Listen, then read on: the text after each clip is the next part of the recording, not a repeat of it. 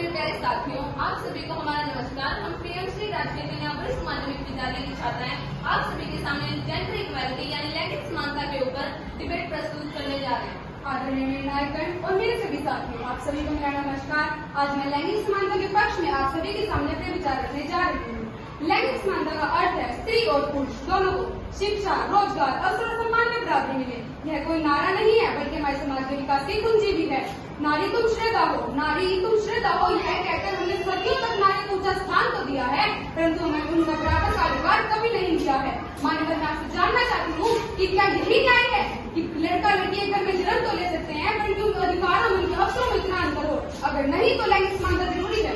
मैं आप सभी के सामने लैंगिक समानता के विपक्ष में अपनी तरफ रखने जा रही हूँ। तो मान्यवर, सबसे पहले हमें यह समझना होगा कि प्रकृति ने स्त्री और पुरुष दोनों को अलग अलग भूमिका के लिए बनाया है। शारीरिक और मानसिक दृष्टि से दोनों में भिन्नताएं हैं।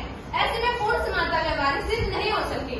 उदाहरण के तौर पर सेना और खदान जैसे मुश्किल क्षेत्र में भी पुरुष की कार्य क्षमता व्यापक सिद्ध होती है, और कहीं समाज और परिवार में महिलाओं की संवेदनशीलता और धैर्य का कोई विकल्प नहीं। तो ऐसे में समानता का पूर्ण अर्थ यह नहीं होना चाहिए कि हम स्त्री और पुरुष दोनों को बिल्कुल एक जैसा कर दें। मान्यवर, प्रकृति ने हमें दिमाग तो दिया है। अगर हम सब कुछ प्रकृति के भरोसे छोड़ देते तो आज भी मनुष्य गुफाओं में ही रहता। संविधान ने भी सभी नागरिकों को समान अधिकार दिए हैं।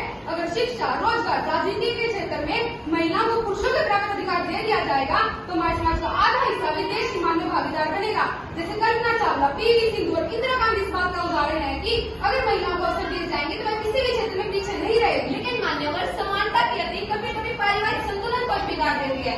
इसलिए हमें दोनों की भूमिकाओं का सम्मान करना चाहिए, न कि उन्हें बिल्कुल एक जैसा बनाने। कुछ लोग कहते हैं कि पारिवारिक संतुलन तब बिगड़ता है जब सिर्फ समानता होती है, परंतु मैं मानती हूँ कि समानता पारिवारिक संतुलन तब बिगड़ता है जब समानता एक जिम्मेदारियां एक तरफा होती है। अगर पति पत्नी, भाई बहन और बेटा बेटी आपस में जिम्मेदारियों को बराबर बांट लेंगे तो हमारा समाज और परिवार दोनों मजबूत बनेंगे। मान्यवर, मैं आपको बता दूं कि आए हालिया रिपोर्ट के अनुसार अगर भारत की महिलाओं के कार्यबल की भागीदारी पुरुषों के समान कर दी जाएगी तो हमारे देश की जीडीपी लगभग 27% तक बढ़ सकती है। सोचिए, आगे वाली कौन दिखाकर हमारी कितनी बड़ी ताकत तो हो रहे हैं। कंपनियों पर किए गए शोध बताते हैं कि जिन संस्थाओं के नेतृत्व में महिलाएं होती हैं वहाँ पर नीति संतुलित और नवोन्मेषी होते हैं। कि समानता केवल अधिकार पाने की बात नहीं है, बल्कि बेहतर परिणाम पाने की भी बात है। लेकिन मान्यवर, जीडीपी से देश नहीं चलता, देश परंपराएं और संस्कृति से चलता है। जीडीपी ही सब कुछ नहीं है। यदि समाज अस्थिर हो जाएगा और परिवार बिखर जाएगा तो विकास का अर्थ ही क्या रह जाएगा। मातृत्व और पितृत्व की भूमिका स्वाभाविक रूप से अलग है। तो मान्यवर, यदि हम आपकी बात मान भी ले और लैंगिक समानता को अपने जीवन में अपना भी ले तो क्या इससे समाज में फैली भेदभाव और हिंसा कम हो सकते हैं? बिल्कुल होंगे।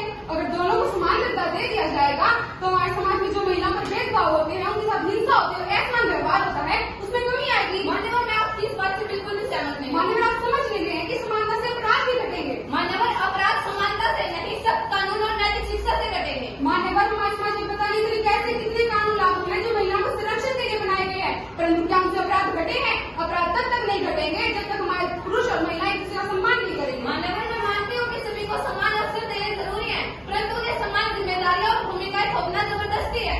मान्यवर, मैं आपको बता दूं कि आधी आबादी को अनदेखा करना मतलब आधे भारत को अनदेखा करने के बराबर है।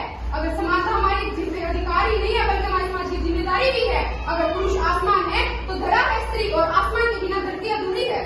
मान्यवर, मैं आपकी बात से सहमत हूँ, परंतु फिर भी हमें समाज में फैली सामाजिक और पारंपरिक भिन्नताओं को भूलना, अनदेखा नहीं करना चाहिए।